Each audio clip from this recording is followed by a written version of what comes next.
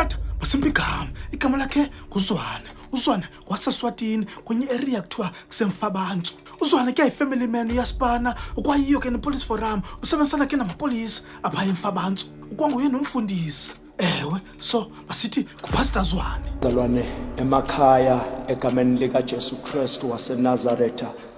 Nginibingelele bangcwele, bingelele tindlalifa tasenkulunkulu.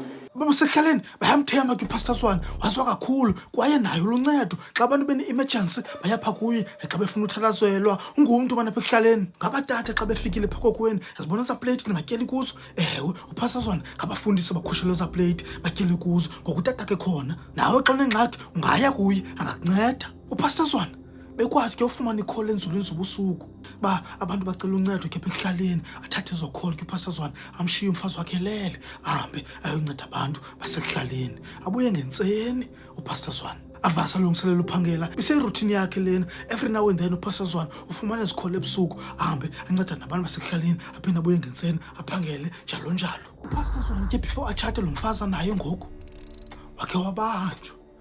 Ewe, wayebanjiswa yi-ex yakhe. I-ex yakhe yamtyhola ngohlungu lomntana wayo. Wabanjwa kuPastor Zwane kodwa ke waphuma ngoba kangakho evidence enough kula case.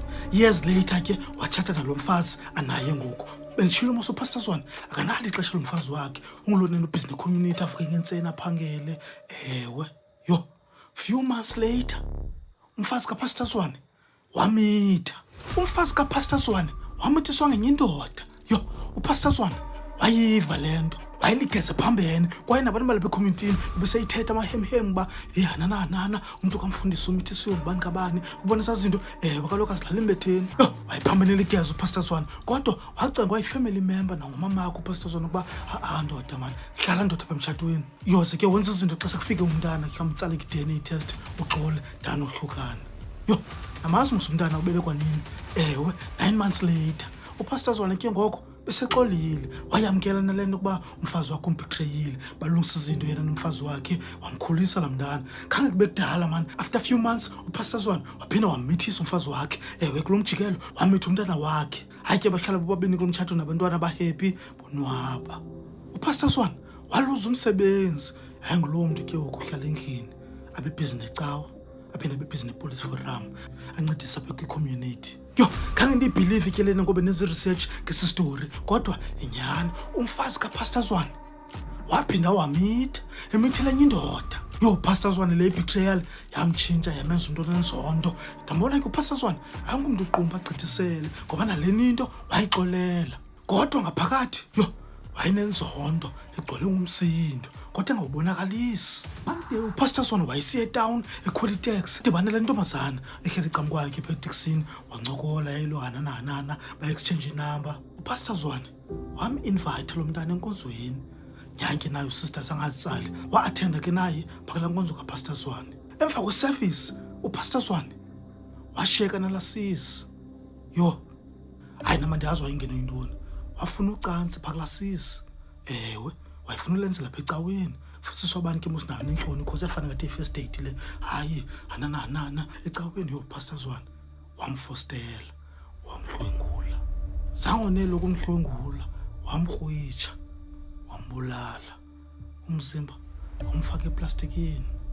Emva kwemini wamrhuqa wamlahla emlanjeni. Umlambo ke dumileyo apha eSwatini kuthiwa loSushwana. Yaba sisiqalo sikaPastor Zwane ke esi sokwenza esisingcolo sinje ecaweni.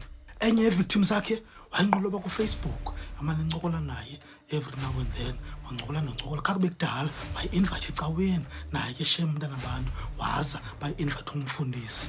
Yo, nalona emva kwenkonzo wamenza loo nto wamhlwengula wamkrusha wam-assaulta wathi ogqiba umbulala wamfaka eplastikini naye womlahla kulaa mlambo. Yo, yabona ngoku inkonzo beseyiqalisa uba yi-crime scene.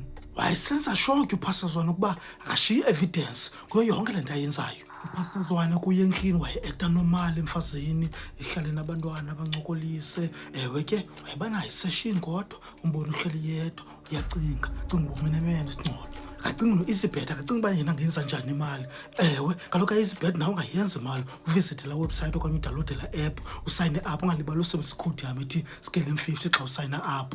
sikhona izipinzi eziyi-25 uye uthi usifumane ezi-welcome bonus xa uqala usayina apha ka izibhedo usebenzisela code yam ngalibali scale 50 khona ne-50 rand ethiwa yi-welcome bonus uye uyisebenzise ke udlala neyiphini igame ucinga udlala ngayo until one day atsha amadama namanzi amapolisa kathi kanti abhizi nale investigation yala mantombazana alahlekayo.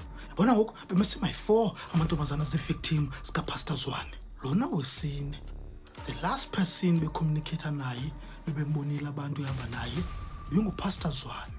Yaqhuba ke investigation kathi keniswa ne-dots nyhani man yonke into ngoku biseyikhomba kupastor Zwane. Wathathwa ke upastor Zwane ba uzobuza imibuzo ndabona ke ukwadanyaza wambola yonke into uthi ba bephoziswa idevil. Uthi amademoni bebemngenile naye akayala nto beyenza. Sithetha nje ngoku upastor Zwane ubanjiwe.